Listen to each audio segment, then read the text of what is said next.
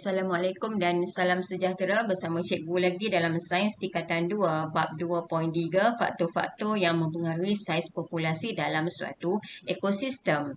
Okey, terdapat 4 faktor yang mempengaruhi saiz populasi suatu ekosistem. Okey, yang pertama adalah serangan penyakit, yang kedua kehadiran pemangsa, yang ketiga sumber makanan dan yang keempat perubahan cuaca. Okey, kita lihat satu persatu. Okey, yang pertama adalah serangan penyakit. Okey, populasi haiwan dan tumbuhan menurun apabila diserang penyakit. Jadi contohnya di sini adalah penyakit sesama burung yang melanda pada satu kawasan. Okey, ini akan menyebabkan populasinya berkurang. Okey, bila sesuatu haiwan itu berpenyakit, ia akan dibunuh dan dia juga akan mati. Jadi automatik populasinya akan berkurang.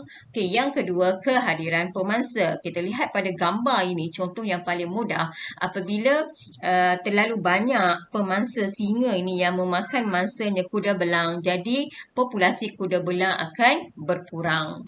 Okey, yang ketiga adalah sumber makanan.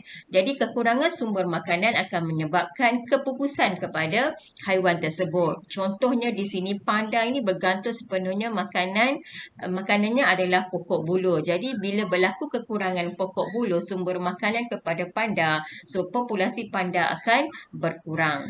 Okey, contoh yang kedua, burung gagak. Okey, burung gagak di Malaysia semakin meningkat, saiz populasi burung gagak di Malaysia semakin meningkat disebabkan oleh sisa makan yang terlalu banyak. Dan yang keempat, iaitu perubahan cuaca.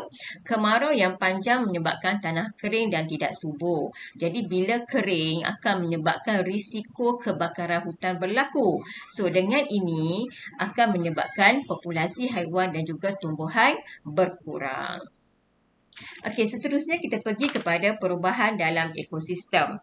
Okey, perubahan boleh berlaku dalam ekosistem, boleh mengganggu keseimbangan ekosistem disebabkan oleh beberapa faktor. Yang pertama adalah kekurangan bekalan air, yang kedua berlakunya migrasi dan yang ketiga berlakunya perubahan saiz populasi. Okey, lihat pada gambar ini, okey, kekurangan bekalan air. So kita tahu pokok padi memang memerlukan air yang banyak. Jadi bila berlaku kemarau, iaitu kekurangan bekalan air, akan mengganggu keseimbangan antara populasi di sawah padi. Semua akan terjejaslah pengguna, pengeluar bila melibatkan satu terganggu. Okey, yang kedua migrasi. Apa maksud migrasi?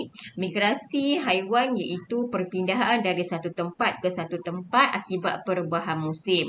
Contoh yang paling mudah, burung bangau kendi yang berhijrah ke Kuala Gula Perak dari bulan September hingga April setiap tahun. Ini menyebabkan bilangan serangga seperti belalang, cengkerik, laba-laba ataupun cacing tanah semakin berkurang kerana dimakan oleh burung-burung tersebut. Dan yang ketiga, perubahan saiz populasi. Okay, contoh di sini ini adalah belalang juta. Berlakunya serangan belalang juta di Rusia.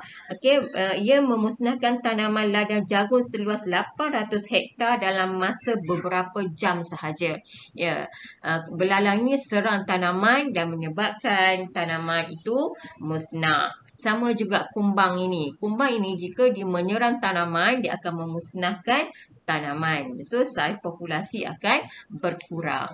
Jadi, itu saja untuk saiz populasi. Kita sambung pula untuk subtopik seterusnya.